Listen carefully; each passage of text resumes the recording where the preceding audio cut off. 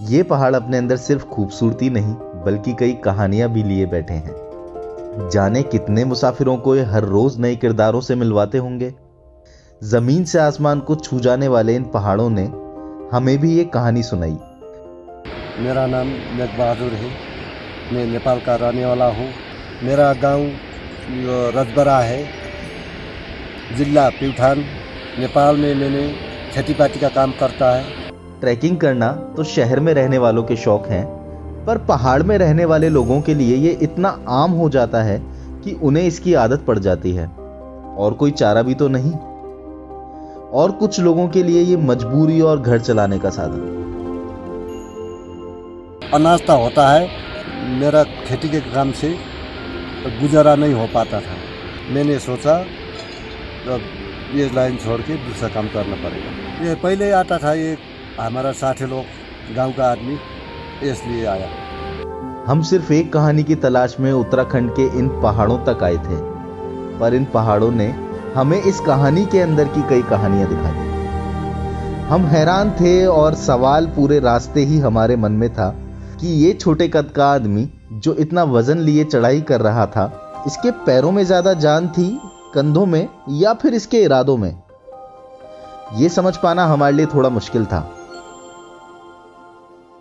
इतना सामान लेके आम आदमी तो 10 कदम चल नहीं सकता। हम तो 100 किलो वजन रख के चढ़ाई में पहाड़ में चढ़ सकता है। जिंदगी का सफर और इन पहाड़ों के रास्ते काफी पेचीदा होते हैं।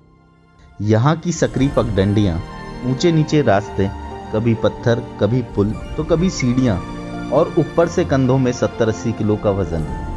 घर में 3 वक्त का अनाज, बच्चों की स्कूल की फीस, सर के ऊपर छत और परिवार की खुशी के सामने बहादुर के लिए पहाड़ भी मानो सीधी सड़क ही हो।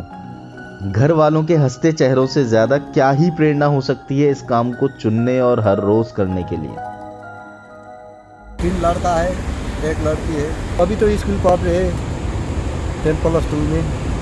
अभी तो पढ़ रहे, पता नहीं क्या बनते, वो तो भविष्य के बात है। मेरे से अच्छा बनना चाहती हूँ। मैं तो मजबूरी में कोई लेख पढ़ करके अच्छा आदमी बनो चाहती हूँ। एक दूसरे देश में बहादुर होना और बहादुरी से जीना कोई आसान बात नहीं। जहां आपकी पहचान सिर्फ आपका काम है, आपका नाम शायद कोई पहचानता भी नहीं। आप कहां रहते हो, किन हालातों में रहते हो, इतनी खूबसूरत वादियों में आपकी सुबह कैसे और कहां होती है, शायद बहादुर के घर वाले भी इससे अनजान हैं। वैसे भी 250 रुपये रात का देना पड़ता है सोने के।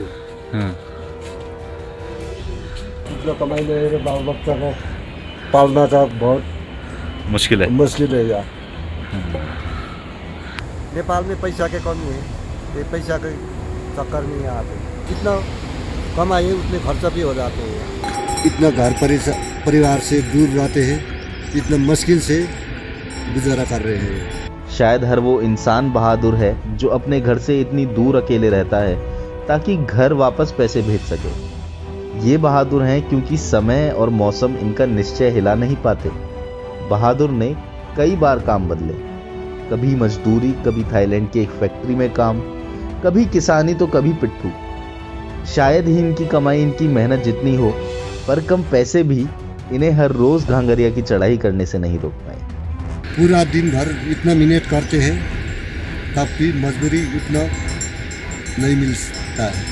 पहले नेपाल में भी ऐसे बोझा उठाने का काम था, तब यहाँ भी यही बोझे उठाते।